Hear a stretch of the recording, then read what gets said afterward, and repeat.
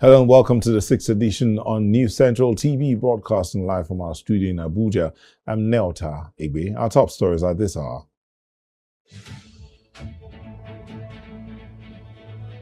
Vice President Shettima declares Nigeria's bid for global economic conversations as the world converges on Davos for World Economic Forum.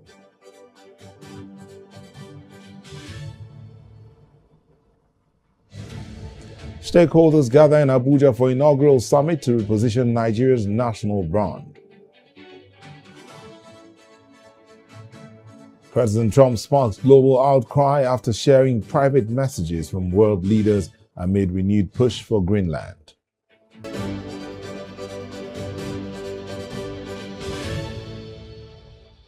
Business leaders, business chiefs and academics at Davos to tackle global challenges and set priorities for the year ahead.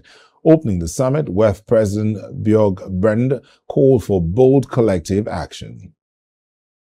It is really my great honor to welcome you to the World Economic Forum's annual meeting in Davos.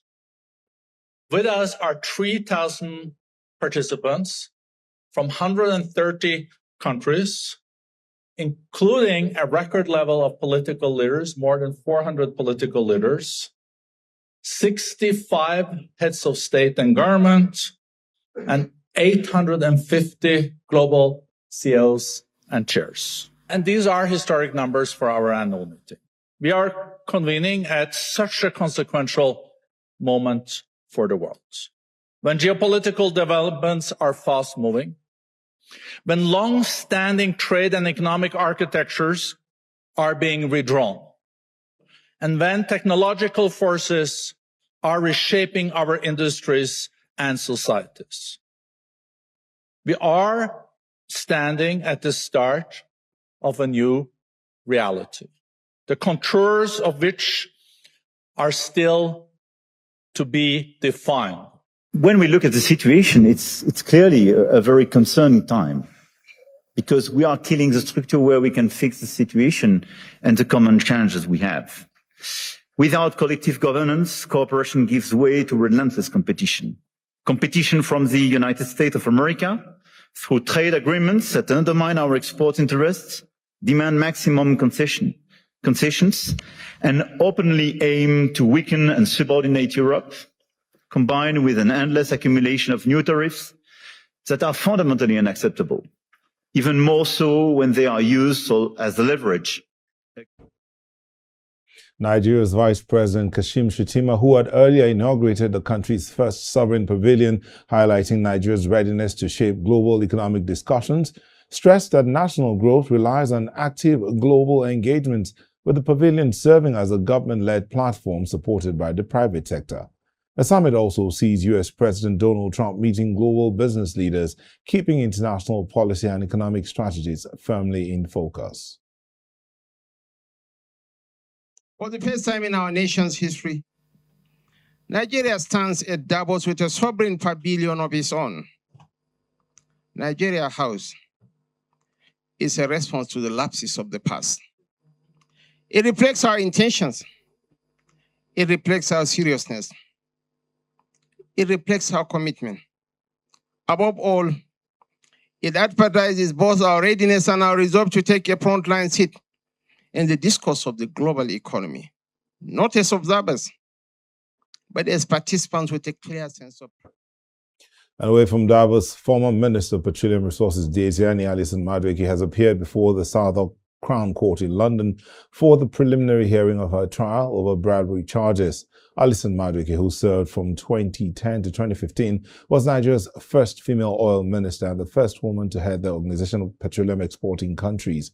She attended court for a preliminary hearing ahead of her full trial, which is scheduled to begin on January 26, 2026. The 65-year-old has been on bail since her initial arrest in London in October 2015 and has denied 6 charges brought against her. According to the indictment, Alison-Madueke received at least £100,000 in cash, chauffeur-driven cars, private jet flights, and access to multiple London properties. She is being tried alongside 2 accused linked to the case, Doye Agama and Olatimbo Ayinde. In the meantime, the hearing of the case involving Adeni Mobolaji Kayode, the driver to heavyweight boxer Anthony Joshua, has been adjourned by Justice Olufunmilayo Semofun. The driver is standing trial on charges that include manslaughter. At the resumed proceedings today, prosecuting counsel Richard Nijiwe told the court that the prosecution had witnesses from the Federal Road Safety Corps, the Vehicle Inspection Office, the police, and a medical doctor, though the medical doctor was absent. The prosecution's request to duplicate the case file and forward it to the Department of Public Prosecution through the Office of the Attorney General for legal advice was opposed by the defense counsel, Olalekon.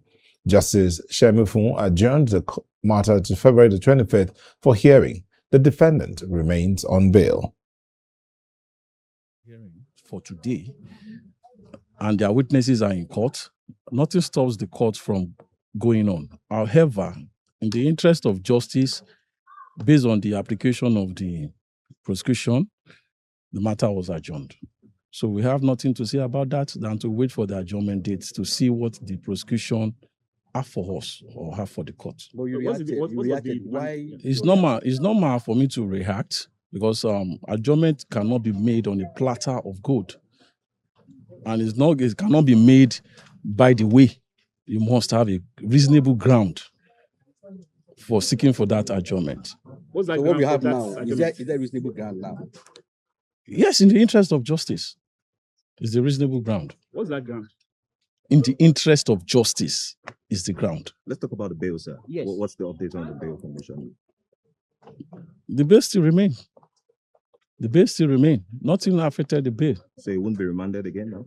I won't say anything about it. That is for the court. Has it met the bail condition? Definitely. It has met the bail condition, in as much the court had stated the bail condition, and we have met it. So election matters. The Independent National Electoral Commission has begun the distribution of permanent voters' cards in the Federal Capital Territory ahead of January the 21st area council polls. INEC says eligible voters can collect their PVCs at their respective registration areas or wards from January the 22nd to the 26th between 9 a.m. and 3 p.m. daily. Voters who missed the ward-level exercise will be able to collect their cards later at INEC's area council offices across the FCT. The Commission is urging residents to take part in the exercise and verify collection points online. The February 21st elections will feature 17 political parties contesting seats across the FCT's 62 wards. Now, residents of Buari Area Council are calling for urgent government intervention in the provision of potable water across the council. Speaking on New Central Television, the residents presented a list of demands ahead of the FCT Area Council elections scheduled for February the 26th, noting that persistent power rationing has made it daily life a struggle. They say a lack of adequate water supply has made access to potable water almost impossible. The residents also highlighted other challenges, including poor road networks, particularly in Kuduru area, and difficulty accessing healthcare services due to the closure of the health facilities following an ongoing strike by the FCT workers. Now, let's take a look at the Buari Area Council. What about the Buari Area Council? Nestled in the northeastern corner of the FCT, that's the Federal Capital Territory, Buari Area Council stands as a premier academic and residential gateway. Known for its rich cultural heritage and essential infrastructure, it serves as the administrative heartbeat for Nigeria's legal education and the primary water source for the nation's capital. Established in 1991, Buari covers 814 square kilometers in the northeastern FCT. By 2026, its population will exceed 650,000 by estimates, cementing its status as a vital high-density residential and academic powerhouse for the capital. Indigenous Gbagi and Koro cultures blend with diverse national melting pot in Kubwa. The area features unique dual traditional leadership and is globally famous for the exquisite craftsmanship of Ushafa pottery. Buari's economy thrives on education, quarrying, and granite deposits. Crucially, it holds the Usman Dam, the essential infrastructure that provides the primary water supply for the entire Federal Capital Territory. As the home of the Nigerian Law School and JAM headquarters, Buari is Nigeria's educational nerve center. Landmarks include Veritas University and the historic Ushafa Pottery Village, attracting both scholars and tourists. From Issa Dara Buhari in 1999 to Musa Diko and Peter Yohana Ushafa, steady leadership has guided the council. Currently, Honorable Shekwogaza Gabaya is serving his second term as executive chairman. More major urban hubs like Kubwa and Dutse Alaji drive commerce. These are supported by ward centers like Ushafa and Shere, alongside rapidly growing residential communities including Mpape, Pambara, and Bianzin. Now, we will get back to Buhari in a bit, but let's just move on. In continuation of News Central's coverage of developments within the area councils in the Federal Capital Territory ahead of the February polls, residents of satellite communities are still talking about their desires and what they are hoping the new administrations will bring on board. A visit by the News Central crew to Keida Sowo community in Gwagwalada Area Council shows residents lamenting the lack of basic social amenities like potable water, schools, and hospitals, as well as insecurity and the absence of youth empowerment programs. Our correspondent Idong Joseph was in the community and brings us this report. Located about 65 kilometers from the city center, Kaida Toho is said to be one of over 60 communities within the Gwagwalada Area Council, where the only visible sign of government presence is a primary school, a non-functionable healthcare facility, and a solar system that supplies electricity for only limited hours daily. This so is the street lights. So is during this Abugiri administration. Now we see some this street lights. So we can see that one, whether an area council, whether a federal government, we don't know. But as it come through area council, we can see an area council. This borehole that we have here is one man from town that came and dug this one. And it's the functionable one, the only one for the whole community.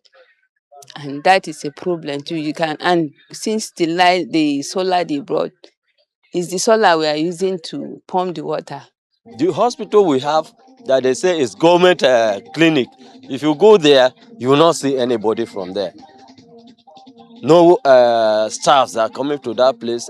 The absence of a secondary school in the community forces students to travel several kilometers to access junior or senior secondary school education. Equally, security remains a major concern for residents who say safety in the community is largely sustained through collective local efforts.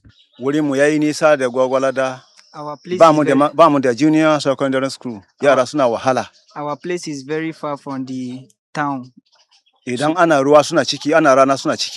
If students are going to school, our brothers, our younger brothers, our children, if they are going to school, they are suffering a lot, most especially during the rainy season. The only thing we used to do, we the community, we schedule ourselves in vigilante group.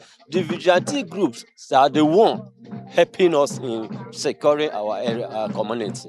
Being an agrarian community within the Federal Capital Territory, residents say Kaida Toho continue to suffer neglect, only to be remembered during election periods. Time reach, they will say we should call the villages, the chief of the villages. Let's vote. When we vote, after they go there, they have to forget us. This is our challenges.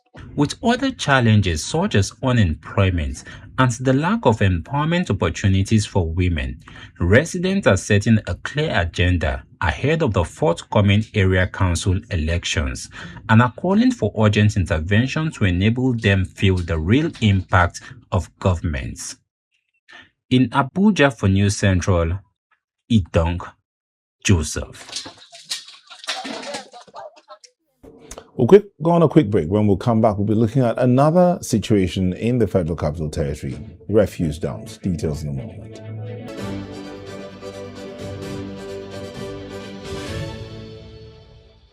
Remember I told you we'll come back to Buhari area. Well, we have our crew on ground. Chisom is standing by to let us know what the situation is. Chisom Okafor, you've been in Buhari for practically the whole day. Tell us what your observations are.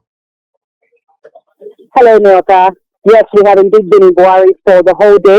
We've been going from community to community. From Kudu earlier, we went to the chief's palace. Unfortunately, we're not able to speak to the chief. Currently, we're at Kuchiko, in the community here in Buhari Area Council. And you could see one of the things that is very evident when you come into this community is, not the community, rather, the Buhari Area Council, at least this part where we are, is the road network that has been set up.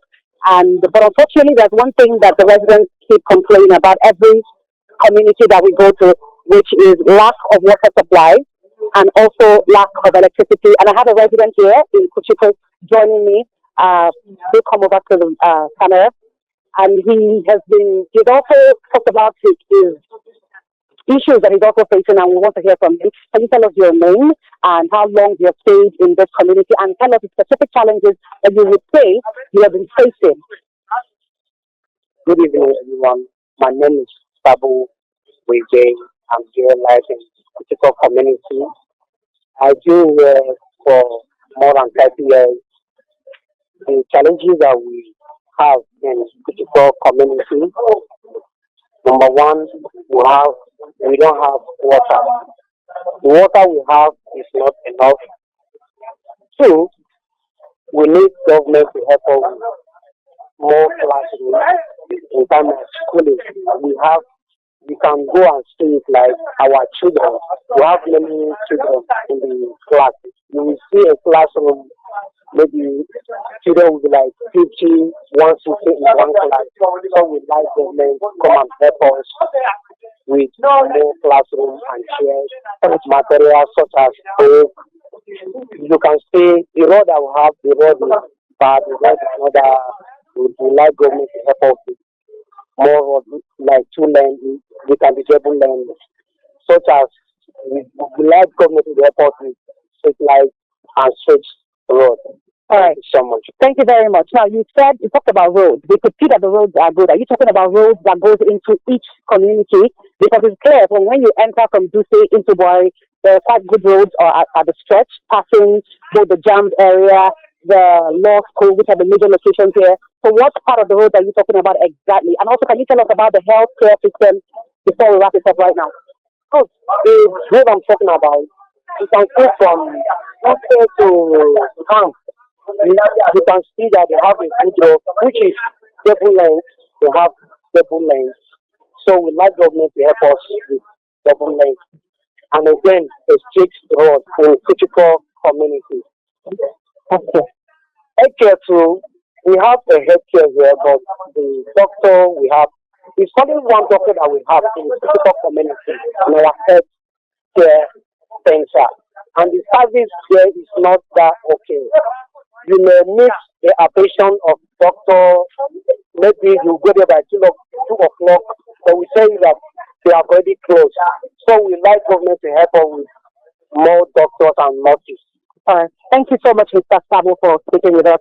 Nepa, as you already heard, the major issues are electricity. They need water, because you see Merowa carrying the gallons, helping people to fetch water. They do not have, and there's a water board here in the community, but the water board has not been discussed to water. Now, this is aside from the strike that they have been on for the past couple of days now. Many have said that in the last 5 years, they pay water bills, but they don't get water. They have to disconnect by themselves and go ahead to pay for this water. And of course, the healthcare, the fact that in the general hospital right now in Buhari, the doctors are on strike. In the primary healthcare centers, they just have like one doctor, and they have a time they close. So if anybody wants healthcare at any other time, they can't get it. Back to you in the studio, Nelson. Thank you very much, Chisom Okafor, our correspondent, and the crew on ground. Thank you. We do hope to hear to get more details about the situation in Buhari as you come back in. Thank you. Now, staying in the FCT, and this time we're looking at the Amak area. Residents of Kurudu and Orozo satellite communities under the Abuja Municipal Area Council are raising the alarm over massive dump sites that have taken over major sections of their roads. In both communities, refuse collection points initially designated for household waste have overflowed their boundaries, spilling onto the carriageways and obstructing free flow of traffic. Beyond the physical inconvenience, the decomposing waste has become a severe health hazard, with residents complaining of foul stench and a sharp rise in rodents and flies in the area. Despite repeated calls to the Amak Environmental Department to evacuate the site, the piles continue to grow daily, sparking fears of a disease outbreak as dry season intensifies. Because of how it is, you can see that the business here is very, very poor. It's very, very low. Customers doesn't come here. They used to be scared of contacting whatever bad or infections from the death. You understand? So we only appealing to the government to come and help us and clear it so that we'll be free from this mess. It has become a practice in this area that when you look at from here to Nyanya, they normally put their dustbin on the road, which I don't understand why this is like this. Anytime they are even parking, it is so terrible. The smelling around this place is so terrible. You think that they are parking physics, you know. The place is so messed up. The place will be smelling so bad. And now that they are not even parking, we are pleading that the government of Karu or the government of Abuja should look into it to come and park this thing from here so that and stop putting it along the road like this, because sometimes it nearly causes accidents around these houses. Well, we've just, in the past few minutes, we've talked about the situation around the FCT, a reputation, or what you say, reputation of what the residents are going through builds a reputation about the communities, about the area. Is it being governed effectively? Well, the drive to improve the reputation of Nigeria, Nigeria's global brand, and restore confidence has drawn stakeholders from government, business, media, and civil society in Abuja for the first Nigeria Reputation Summit. Convened by the Nigeria Reputation Management Group, the summit seeks to counter negative narratives and present a clearer picture of Nigeria's economic potential, culture, and innovation. News Central's Aishat Saliu reports. The inaugural Nigeria Reputation Summit has participants from the public and private sectors desiring to keep the positives about Nigeria in headlines. The conversation stayed around strategic communication, governance reforms, diaspora engagement, and the media's role in shaping national perception. A nation that does not manage its reputation leaves its story to chance and to others, not through propaganda, not through denial, but through credibility, consistency, transparency, and performance. When we talk about better Nigeria, better reputation, we're not imagining an abstract ideal. We are building on actual achievements that reflect the brilliance and generosity of our people, and that contribute to the more positive global narrative about who we are. Nigeria's greatest reputation capital is her people.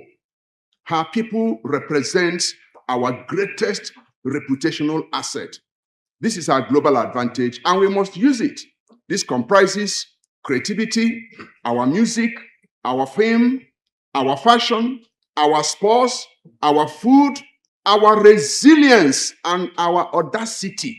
In his keynote address, former Minister of Works, Mr. Babatunde Fashola, stressed on accountability and citizen participation as key to building a credible national image. His speech was echoed by the Minister of Information and National Orientation, Mohammed Idris. The best government can do better and become excellent. The struggling government can become a good government. But when governments and a few people let us down, we must not throw our country under the bus. Redeeming Nigeria's image is a national call to duty, involving all of us, requiring a collective denouncing of false narratives and promoting our national unity. It is imperative managing the nation's reputation is not even an option for you.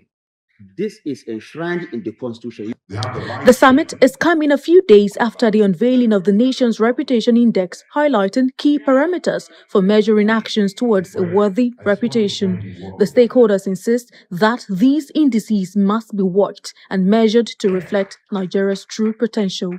In Abuja, for News Central, Aishat Salihu. Now, a decade of transformation has reshaped Nigeria's global standing, revealing a striking contrast between cultural dominance and structural fragility. From 2016 to 2026, Nigeria emerged as a soft power giant, The Afrobeats explosion, Nollywood's global streaming deals, and a thriving tech scene have rebranded the nation as Africa's creative and digital heartbeat. However, the economic paradox remains. While 2026 shows a recovery with $45 billion in reserves, high inflation and security alerts over banditry continue to shadow investment. Yet, Nigeria's reputation is anchored by its people, with world-class intellectuals leading the WTO and UN, and a resilient democracy. The giant of Africa remains a pivotal, albeit complex, global player. The narrative is clear. Nigeria's human capital is its greatest export, even as policies catch up. I'm now being joined by the Secretary General of the African Association of Public Relations and a Fellow of the Nigerian Institute of Public Relations, Dr. Ibiyeton Omoniyi. Thank you for joining us. Thank you. Good to see you again. Indeed, it's good to see you. So, this conversation about the reputation of Nigeria is not new, but I mean, it dates back to the 80s where we had MAMSA, we had war against indiscipline. Let's start off from that point. But are we at a point where one will say there's going to be a change? Thank you. Well, indeed, I mean, you know, the process of societal cooperation, building a society, it's not something as easy as people will take it to be. I think we have made very great commitment to having some form of ethical revolution. You've made reference to war against impunity. You made reference to some attempts to even market the country. You remember Nigeria, the Heart of Africa project under Honorable Frank Nweke Jr. as minister? I mean, the minister took that to several places. Okay, can you just hold your thoughts a moment? We'll go on a quick break and we'll come back to continue this conversation. Yeah. To stay with us. Thank you.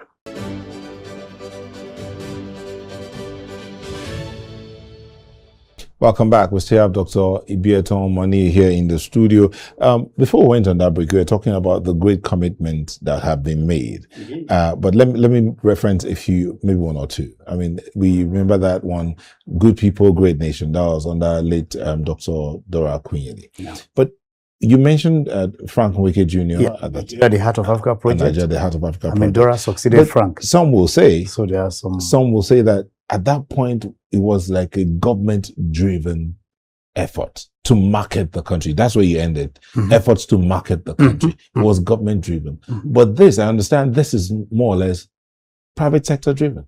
Yeah. You see, it's going to be very difficult to take government entirely out of this. Remember that this is an initiative of the Nigerian Institute of Public Relations, which, I mean, you know, is actually superintended by the Honorable Minister of Information and National Orientation. Yes. The difference between what we had in the past and this is you have an institution of government taking the initiative as, you know, a constitutive component of its own mandate. Because, I mean, you were at the program today. You heard former governor, former minister Fashola spoke clearly about Section 24B. That speaks to the duty of every citizen to promote the image of the country.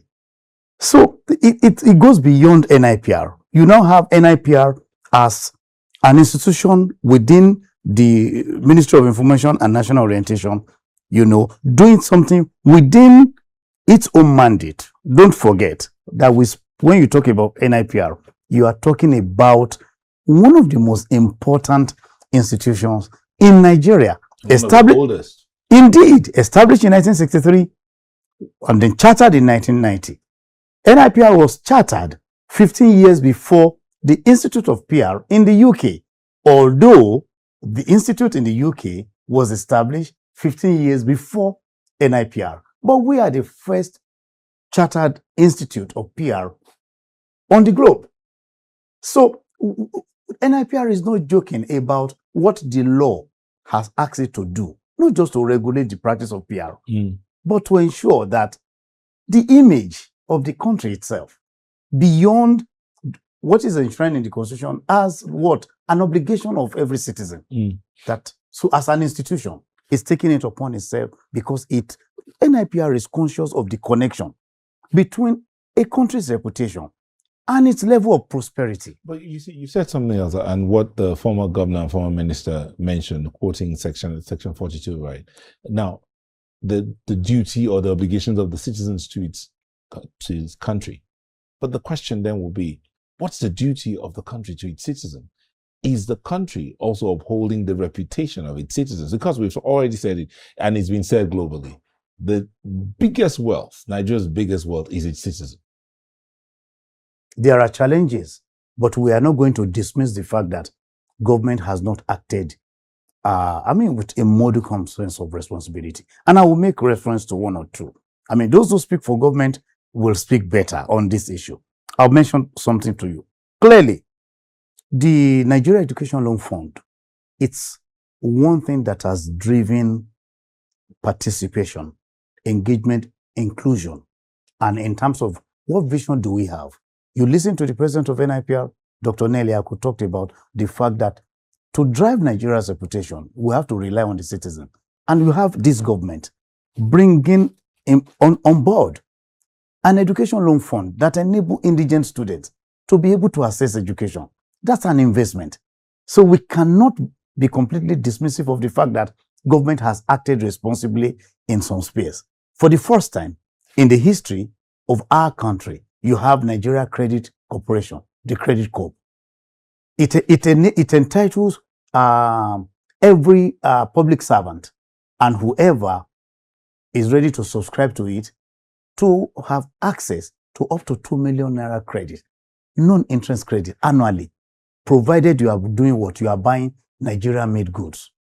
And that's also something that we should cherish. It means that government recognizes the fact that there are investments involving citizens that needs to be protected. So if you have access to 2 million as a public servant and you are enjoying to spend it on goods that are manufactured in Nigeria, it means government is thinking about getting the industries back on track. So that's why I said, it will be inappropriate to dismiss the fact that government has acted, with a modicum, of responsibility to citizens. However, there is still a long way to go. But I feel that it's important to ensure that we capture this. In terms of, yes, as this is an inaugural summit, and I want to believe that this will be like an annual summit. But in terms of momentum and, a bandwagon effect, how do you see this going? This drive for marketing Nigeria again. How do you see this going? I'll say this to you. You see, at the Nigerian Institute of Public Relations, we are not joking. This doesn't just happen. If you have tracked what we've been doing, in 2021, the NIPR organized Citizen Summit. I hope you remember. Almost a week event where we practically came up with what we consider to be a charter. A reciprocal relationship between what government is expected to do and what citizens are supposed to do. What happened last week with the unveiling of the first Nigeria Reputation Perception Index report and the first Nigeria Reputation Summit today, it's a continuum. These things are accumulated. But are the citizens buying into all of these things? Is the message getting to the Nigerian on the street? Fantastic. Now, this is the point that I feel we should begin to discuss. Again, I will take you to that perceptive lecture that was given by ex-Governor Fashola. Remember the first thing he mentioned. Ownership. As citizens, we have to take ownership of our country. In a more revolutionary sense, people call it take Nigeria back. You own this country. And you remember he said, people should stop referring to Nigeria when they are angry to say your country. We should correct those who use that. If they are Nigerians, we say our country. Okay? So we have started the process that the citizens are central to. If you ask me, this will go down to even the curriculum in schools. There's a sense in which this, what we are doing, will reflect in the curriculum, so that it is right from primary school. Pupils are made to understand what their obligations are as citizens. Ethics are taught in a manner that build patriotism and loyalty to country right from the beginning.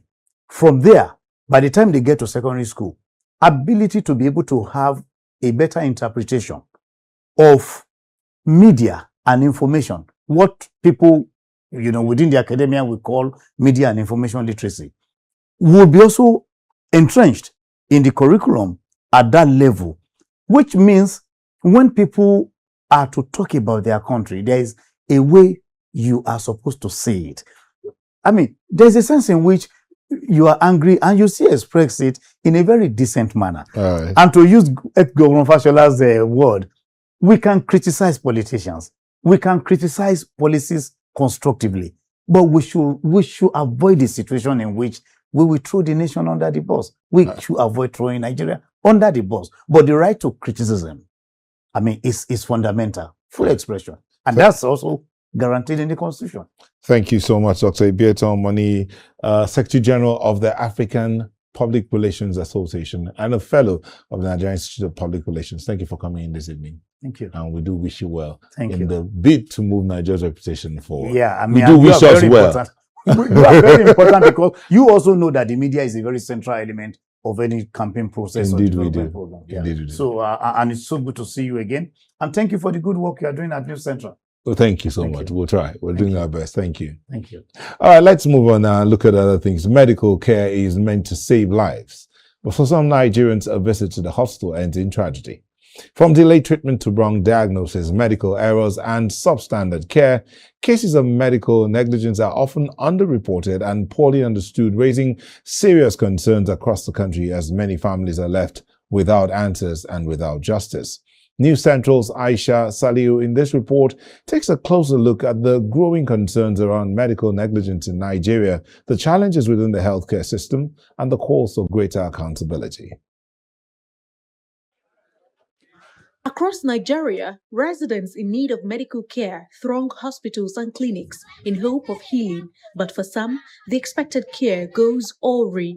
From misdiagnosis and surgical errors to delayed treatment, reports of medical negligence have become an alarming part of the healthcare experience. When I did the operation, CS for my baby, it was cotton wool that they forgot. They had to go and start washing, evacuating my distance again before they asked me, when did I do the operation? I say, look at what is causing me bleeding.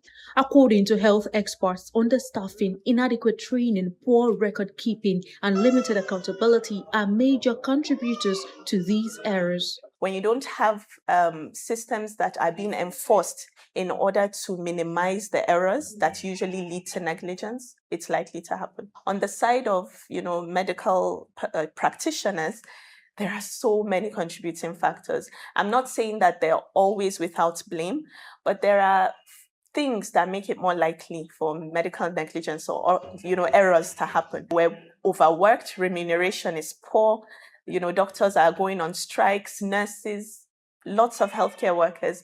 So a mind that is not rested, and especially for me, as a mental health personnel, we see the effects of burnout and all of these things on a person's performance. Many residents of the country have lost trust in the health institutions, fearing that reporting negligence will be futile. They feel that they won't get justice because nobody has been prosecuted.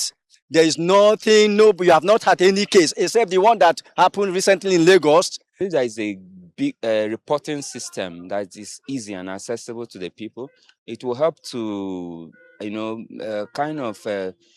uplift the standard of medical care generally. Everybody will sit up. However, there are concerns of weak enforcement of existing laws that protect patients' rights, ignorance and rare sanctions, and many facilities operating without robust patient safety mechanisms. The law has made provision that when a case like this happens in this type of matter, you could go to court. It could be a civil matter. There are matters where it could be criminal, liable. And then there are matters where you could actually refer them to the medical and dental practitioner disciplinary tribunal, where they could bring the doctor, the hearing doctor, ask questions during the investigation, and they could make a verdict. While medical negligence remains a silent crisis in Nigeria, patients and families continue to bear the consequences. But stronger enforcement, better reporting systems, and greater public awareness, according to experts, are crucial if change is to come. For now, many Nigerians continue to hope that the healthcare system will live up to its promise of care and not harm. In Abuja, for News Central, Aishat Salihu. Aisha, it's good to have you here. You did that report earlier, but just tell us, I mean, you had to go into the hospitals, you met some of these people, some of them are still. Why is it that they're afraid of reporting some of these cases? I would say the issue with medical negligence is multifaceted. Why am I saying this? For many people, they would tell you that coming out to say there was, say, a medical error, negligence on the part of the practitioners, it's just like futile. Nobody is going to address it. But then it also goes a long way to the fact that people do not even know that they have rights. They have the patient's right to pursue, look for legal redress in cases where harm has been inflicted instead of care, but harm. So apart from that, and also the hospital system itself. So I was speaking with a doctor and then she mentioned that, okay, so when people report these things, how would you expect a medical officer to report perhaps a senior colleague that has inflicted harm, that has perpetrated medical error on a patient? It's more like a cult. So they're all protecting themselves. And these are the issues that kind of disallow these things to be corrected in the medical system. And then that fear of victimization. Right. So, but when you mentioned something, and I think this is the last question I'll ask you, the question of patient's rights, or which is also citizens' rights. The citizen has a right to medical care. What are these patients' rights and what do you think can be done to ensure that people get to know their rights? I would say for patients' rights, patients have the right to information. Many a times you see some of these medical practitioners, they kind of hide the information from you. They don't really want you to know what is going on. And when you even do inquire, it's more like you don't know what is going on. You don't know how we practice this. So just let us do our thing. It's as if you're disturbing them. But I think when people know that they have the right to inquire and they have the right to pursue legal redress for in cases where there has been harm, and then when even the hospital system kind of encourage patients to come forward to say this particular doctor did me wrong, this particular doctor did this, and then the Medical and Dental Council of Nigeria also needs to step up, whereby when cases come to them, there should be a thorough investigation. At least it would encourage more people to come out and say this is happening, and then justice is seen to be done.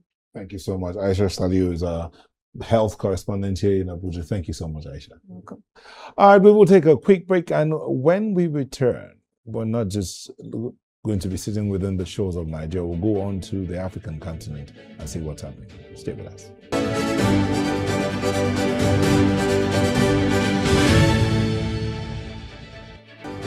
That was outside Nigeria. The Congolese army has regained full control of the strategic city of Uvira in Eastern Democratic Republic of Congo following the withdrawal of the Rwanda-backed M23 rebel group. According to the Congolese military, M23 fighters began leaving the city over the weekend after weeks of clashes in South Kivu province. However, the local officials and residents reported seeing M23 fighters move out on Saturday. On Sunday, pro-government local militia known as Vazalendo entered parts of the city. They were later joined by Congolese special forces. By Monday, the army confirmed the city was fully back under government control. Residents welcomed the soldiers, though there were reports of gunfire and some looting. Let's go on to the eastern part of Africa. Let's look at what's going on in Uganda. Citizens of Uganda took to the streets of Kampala to celebrate after President Yoweri Museveni was declared the winner of the 2026 presidential election, securing 71.6% of the vote. The victory grants the 81-year-old leader a seventh term, extending his 40-year rule into a fifth decade. For some, Museveni's legacy is tied to human development through universal primary education, Supporters credit his policies with providing the academic foundation necessary to reach university and professional success. The people emphasize the stability he has provided over decades. They credit his leadership with creating a peaceful atmosphere where women can safely work.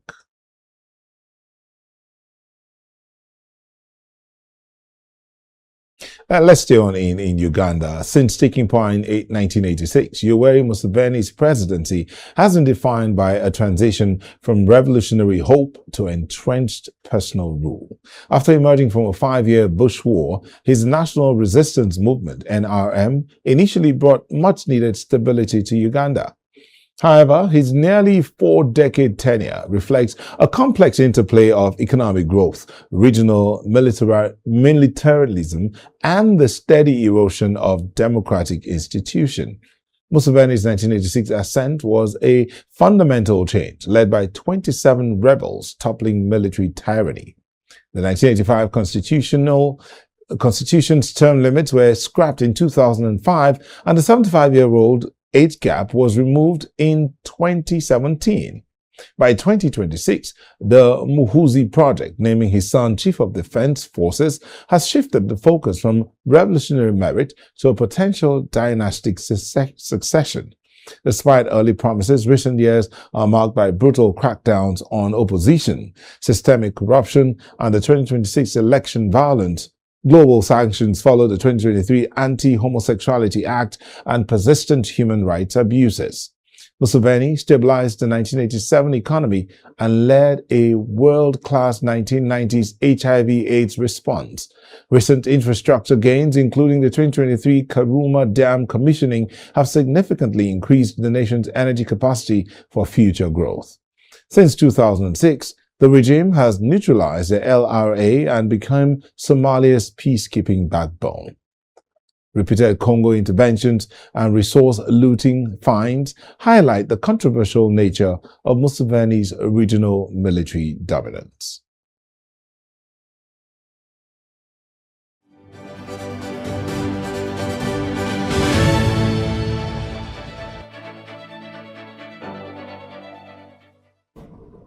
Let's get to the Greenland controversy. U.S. President Donald Trump has triggered fresh international controversy after sharing private messages from world leaders about Greenland just days before high-level meetings at the World Economic Forum. President Trump posted screenshots of messages on social media, including one from French President Emmanuel Macron, who questioned Trump's action on Greenland. Trump also shared a message he claimed was from NATO Secretary General Mark Rutte, though NATO has not independently confirmed this authenticity. The move comes as tensions rise between the U.S. and Europe over Trump's repeated demand that the United States should take control of Greenland. And that's all on the 6th edition. Here's a recap of our major stories. Nigeria's Vice President declares Nigeria's bid for a global economic compensation as the world converges on Davos for the World Economic Forum. And the desire to push Nigeria's brand forces stakeholders to gather in Abuja for inaugural Reputation Summit.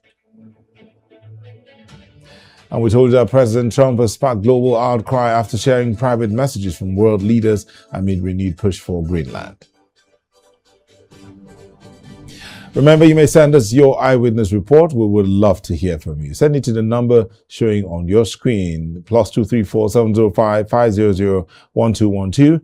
And then follow us on social media. We are at News Central TV. You can watch News Central live on DSTV, channel 422, GoTV, channel 23, Star Times, channel 274, Avo TV, and YouTube. Many thanks for watching. We'll see you again tomorrow. I'm Neota Igbe.